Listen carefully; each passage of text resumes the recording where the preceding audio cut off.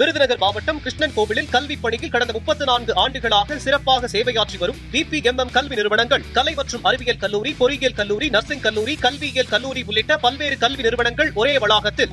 தொகுதி மறுவரையறை நிலைப்பாட்டில் மாற்றமில்லை என அமைச்சர் நிர்மல்குமார் தெரிவித்துள்ளார்.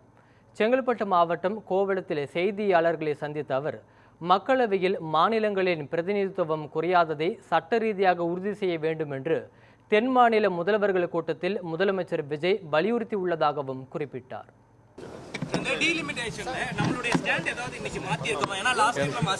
நம்மளுடைய ஸ்டாண்ட்ல எந்த மாற்றமும் இல்லை. நம்மளுடைய ஸ்டாண்ட்ல வந்துட்டு அந்த 543 ஃப்ரீஸுக்கும் அதே இதில் 39 தமிழ்நாட்டில் இந்த ஃப்ரீஸ்லையும் எந்த மாற்றமும் இல்லை. அதில் எந்த யாரும் வந்து இதை திரித்துலாம் சொல்ல வேண்டாம். நம்மளுடைய ஸ்டாண்ட்ல எப்போதுமே எந்த மாற்றமும் இல்லை.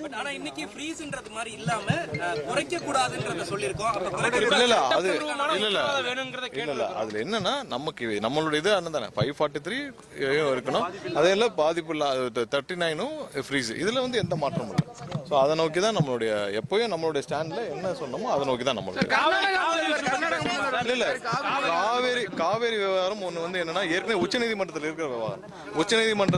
உச்சநீதிமன்ற கண்காணிப்புல இன்னைக்கு காவலி மேலாண் ஆணையம் வந்து மானிட்டர் பண்ணி ஏதாவது இஷ்யூனா நம்ம வந்து உச்சநீதிமன்றம் நிறைய முறையீடுகள் பண்ணிருக்கோம். அதனால அது குறித்து இந்த கவுன்சில் விவாதிக்கிறது சரியா இருக்கு. அதனால அது குறித்து எந்த விவாதமும் இதில் நடைபெறவில்லை. இல்ல அவங்க வந்து பல வருஷமா சொல்லிட்டு இருக்காங்க. பட் இருக்கிற அணை வந்து உறுதியாக இருக்குன்னு சொல்லி உச்சநீதிமன்றம் பல குழுக்கள் வந்து ஆராய்ஞ்சு உறுதியா இருக்காங்க. நமக்கு வந்து அதிகபட்சமாக 152 வரைக்கும் ஏற்கனவே உத்தரவிடப்பட்டிருக்கு. அதுலயா இன்னும் வந்து தீர்வு காணப்படும். இருக்கிற அணை வந்து மிகவும் உறுதியாக இருக்குன்னு சொல்லி பல ஆய்வுகள் செய்யப்பட்டு உறுதியாக அது வந்து இறுதி செய்யப்பட்டிருக்கு. ஸோ அவர்களுடைய எண்ணம் அதுவா இருக்கலாம். பட் இருக்கிற அணை மிகவும் உறுதியாக இருக்கின்றத எந்த மாற்று கருத்துல காவிரி விவாதத்தில் அது இங்க விவாதிக்க முடியாது. ஏன்னா அது ஆல்ரெடி உச்சநீதிமன்றத்தில் இருக்கனால